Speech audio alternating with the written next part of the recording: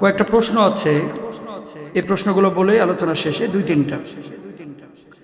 মসজিদে কোনো জিনিস দান করে সেটা ডাকে উঠালে যে ব্যক্তি দান করেছে সে কিনতে পারবে কিনা? অবশ্যই পারবে, কোনো সমস্যা নেই।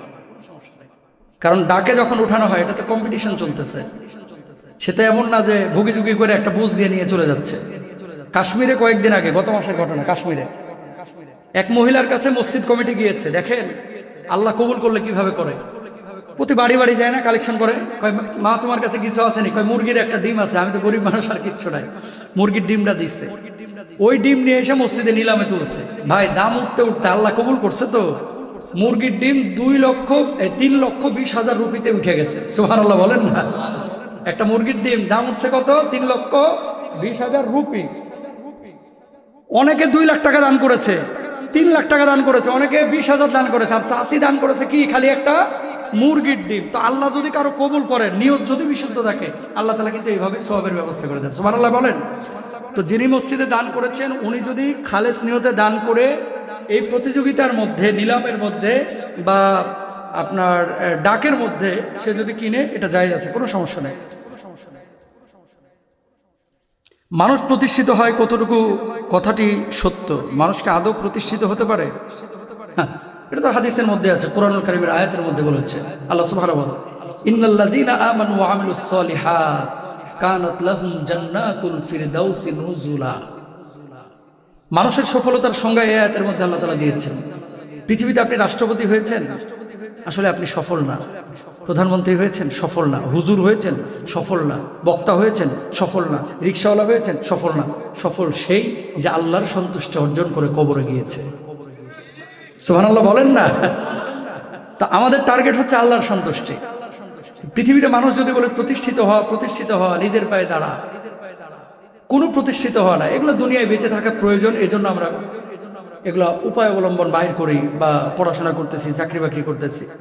কিন্তু আসল প্রতিষ্ঠিত হওয়া বা সফলকাম হওয়া সেই যে কবরে যাচ্ছে আর ফেরেশতারা তার জন্য দোয়া করছে, আল্লাহ আপনার প্রিয় বান্দা আপনার সাক্ষাতে চলে এসেছে।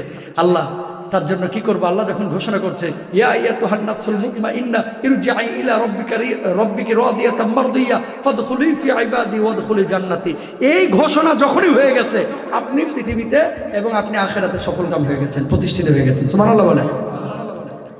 বাড়িতে কিয়াম সম্পর্কে কিছু বলার অনুরোধ করছি। কিয়াম টিয়াম এগুলো আসলে অথেন্টিক না, বুঝছেন? এখন কোন কিয়াম মেন করেছেন, মিলাদ কিয়াম কিনা, এই সমস্ত জিনিসগুলো সুন্নাহ সম্মত না। এটা নিয়ে নতুন করে আলোচনা, এগুলো আপনারাও জানেন। বাড়িতে ডেকে ইফতারি করানো কতটুকু নেকির কাজ? যতগুলো কাজ নবীজি সাল্লাল্লাহু আলাইহি ওয়াসাল্লাম পছন্দ করেছেন, এর মধ্যে উল্লেখযোগ্য একটা কাজ হচ্ছে আত'আইমুত তাআম, মানুষকে খাবার খাওয়ানো। আর যেহেতু আল্লাহ রাসূল সাল্লাল্লাহু আলাইহি ওয়াসাল্লাম হাদিসে কুদসির মধ্যে আল্লাহ তাআলা বলেছেন, আস-সাওমু লি ওয়া আনা আজজি বি, রোজা আমার জন্য, আমি তার প্রতিদান নিজে দেব। এই তাকান, এখানে যে ফুটবল খেলা হয়, কাপ যখন দেন, কাপটা যখন দেন, চেয়ারম্যান সাহেবরে ডাকেন বা এমপি সাহেবকে ডাকেন, রাষ্ট্রপতিকে কি এখানে ডাকেন? ডাকেন না। কেন ডাকেন না? এলাকা ভিত্তিক খেলা, ছোট খেলা, সুতরাং এটা চেয়ারম্যান সাহেবই যথেষ্ট, এমপি মহোদয় যথেষ্ট। কিন্তু যদি স্বাধীনতা পদক হয় বা যদি সারা বাংলাদেশের জাতীয় বা ইন্টারন্যাশনাল একটা ফুটবল খেলা হয় বা ক্রিকেট ম্যাচ হয়, তাহলে পুরস্কারটা কে দিবে? প্রধানমন্ত্রী বা রাষ্ট্রপতি। কথা বলেন ঠিক কিনা? তো নামাজের ব্যাপারে আল্লাহ বলে নাই যে আমি নিজে প্রতিদান দেব। এই হজ্জের ব্যাপারে আল্লাহ বলে নাই, যাকাতের ব্যাপারে আল্লাহ বলে নাই। রোজার ব্যাপারে আল্লাহ কেন বলেছে? আল্লাহ বলতেছে নামাজ, হজ, যাকাত ওই ইবাদত যদিও ফরজ, ওটার মান আর রোজার মান এক না। ওই যে আন্তজেলা ফুটবল খেলা আর আন্তর্জাতিক ফুটবল খেলা যেমন এক না, একটাই চেয়ারম্যান পুরস্কার দিচ্ছে, একটাই রাষ্ট্রপতি পুরস্কার দিচ্ছে। আল্লাহ বলছে রোজা আমার জন্য, আর আমি আল্লাহ রাব্বুল আলামিন জামানার দুনিয়ার মালিক, আমি আল্লাহ তাআলা নিজ হাতে এই জন্য তোমাকে প্রতিদান দেব। সুবহানাল্লাহ জোরে বলেন। তো এই রোজাটা একটু স্পেসিফিক ইবাদত। বাড়িতে ডাকিয়ে যদি পরিবেশ দিয়ে আপনি ইফতার করান, আল্লাহ অবশ্যই খুশি হবেন।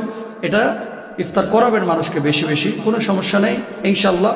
এখানে পর্দার বিষয়টা একটু খেয়াল রাখতে হবে। আল্লাহ তাআলা আমাদের সবাইকে বোঝার তৌফিক দান করুন। ওয়া আখির দাওয়ানা আলহামদুলিল্লাহি রাব্বিল আলামিন।